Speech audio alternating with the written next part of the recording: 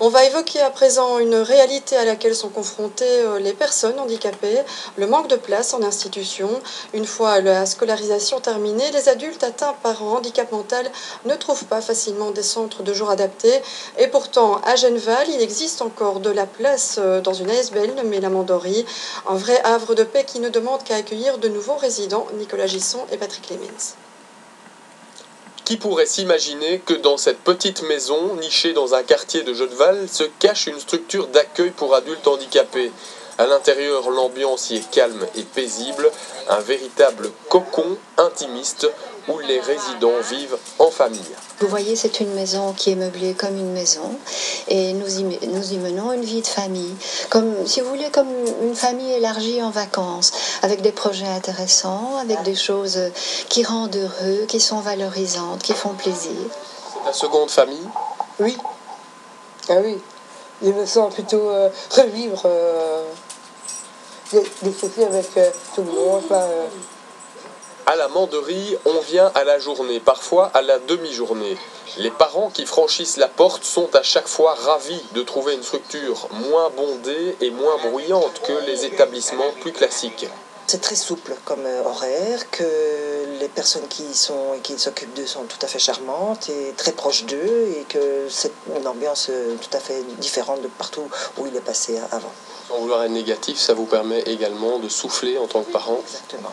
Même si je suis ici la plupart du temps, puisque je donne un coup de main également. Djembé, atelier créatif, cuisine, les activités sont variées. 7 intervenants spécialisés encadrent les résidents.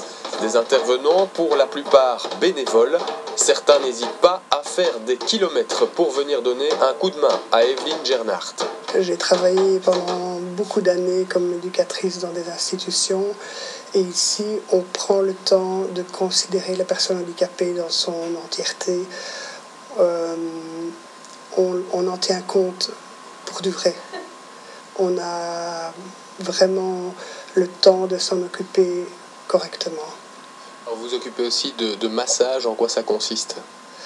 Moi, je pratique le massage shiatsu. Avec les mains, on ne ment pas.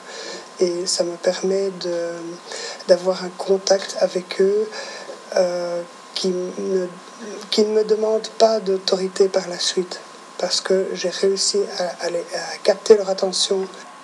C'est pour sa fille Karine, atteinte par un handicap, qu'Evelyne Gernhardt avait créé la Mandorie il y a 7 ans. Aujourd'hui, elle aimerait pérenniser la SBL qui ne survit que grâce à la participation journalière de ses résidents. Nous n'étions ouverts que l'après-midi au départ. Maintenant, nous proposons un accueil de 8h du matin à 18h. Et petit à petit, la grosse difficulté a été de se faire connaître et le problème n'est pas résolu. D'ailleurs, nous avons encore de la place et c'est pour ça que c'est tellement important que les familles sachent que nous sommes là et que nous avons encore de la place.